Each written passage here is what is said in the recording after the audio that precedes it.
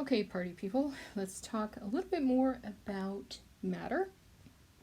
We're not done describing matter yet. As it turns out, we can classify matter into substances, compounds, and mixtures. We're not really going to do much with mixtures in this class, in our chemistry unit, but we will. It is important to understand the difference between a substance and a compound.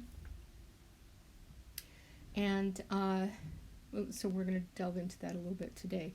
So first, let's start with a more sophisticated definition of substance. You got a slightly different definition in the last video, and you're welcome to use whichever one resonates with you. Why is this? There we go. So a substance is a physical material from which something is made. It is homogeneous throughout the material, which means it's the same. You're not going to be working your way through a substance and eventually find something else. Like you're working your way through a piece of steel, you're not going to come across wood in there, for instance. And here we have some examples of pure substances. Now, a substance can be made of two different things, but it's going to be homogeneous throughout. These are pure substances. Another way to say that is that they are, is that they're homogeneous and have the same proportion of atoms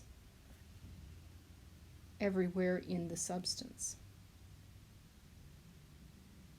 So here's a schematic. Whoops, this thing has been doing this to me since I created this Jamboard, and for whatever reason, it just does not want to be straight. So this is just a schematic to give you an idea of a pure substance. We get a pure element, a pure compound. We can have mixtures, which are either homogeneous or heterogeneous. If it's a substance, it's going to be homogeneous. Heterogeneous substances are something we're not really going to deal with much in this class. So, for instance, let's talk about mixtures. Physical blend, not chemical, a physical blend of two or more components or parts. So for instance, this lovely salad. You can put any number of onions in there or any amount of lettuce you want. It's going to be a salad, but it's in no kind of way is that homogeneous. Like you could go lettuce before you hit an onion. So that makes it a heterogeneous mixture. Same is true for your chocolate chip cookie dough. Depending on how you make that, first of all, it's not going to be the same 2 times in a row. Second of all, if you're somebody who likes a little more dough proportionally to your chocolate chips, you're going to end up with something a little bit different than somebody else. But these are both mixtures. And how you know they're mixtures is that when you mix the chocolate chips in with the rest of the cookie dough, they don't suddenly become a third thing. They retain their properties.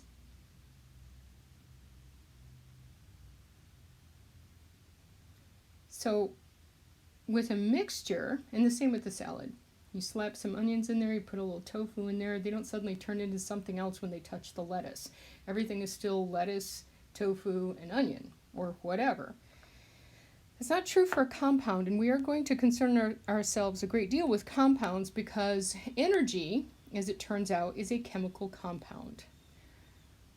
ATP is the energy we use in our cells, that cells throughout living organisms use for energy. That's a chemical compound, and it's going to be important to us that we understand what a compound is. I don't know where those question marks keep coming from. It's a formatting thing that I don't understand. Please ignore them, but I'm not asking you if a compound is a substance that contains 2 or more elements that are chemically combined. I'm telling you that that is true.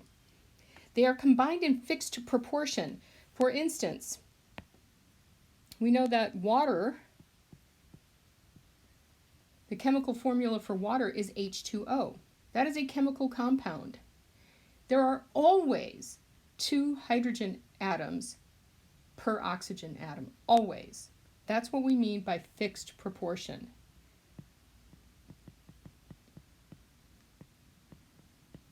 And we're going to find this to be true for ATP, ADP, and all of the other chemical compounds that we discuss in this class. So, and here's just another schematic. If you find this helpful, you can note it in your notebook. We start with the smallest particle of matter, which is atoms. Well, really, we have subatomic particles, but the smallest particle that retains its unique properties are atoms of elements. And you can use those atoms to form molecules, and you can use those atoms to form compounds. You can use molecules to form compounds. It's it's the wild, wild west when it comes to making compounds. Okay, so as I just kind of alluded to, an element is the simplest form of matter that has a unique set of properties. That means if I have, say, hydrogen gas and it's purple at the macroscopic level, and we can see this gas in the test tube and it's purple, that means at the atomic level, one atom of hydrogen is going to have all those same properties. Some of the physical properties we talked about, right? Is it solid, liquid, or gas at room temperature? Does it have color? Does it have odor? These are physical properties, right? So, let's go back to our definition of compound. This is the same thing you have on the previous page. I'm just putting it here for your reference. To get a compound, for instance, of hydrogen, we would have to combine hydrogen to make our H2O that we talked about a second ago. We would have to, what am I doing here? Combine a hydrogen atom plus another hydrogen atom with, what are you doing here? An atom of oxygen to make a very crude, here, let's bring this forward.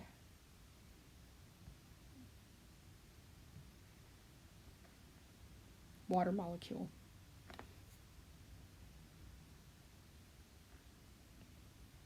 And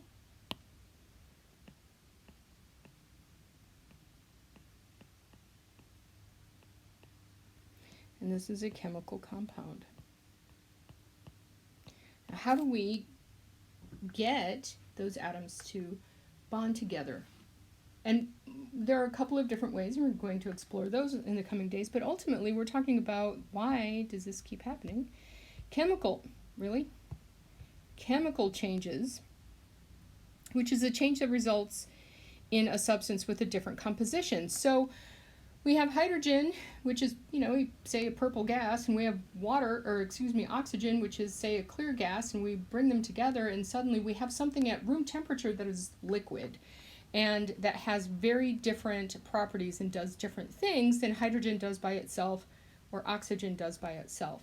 So unlike with the salad, when we let the tofu and the lettuce touch, and they stay tofu and lettuce, we let the hydrogen and oxygen atoms touch, we get something different. And an example of a chemical change is burning wood.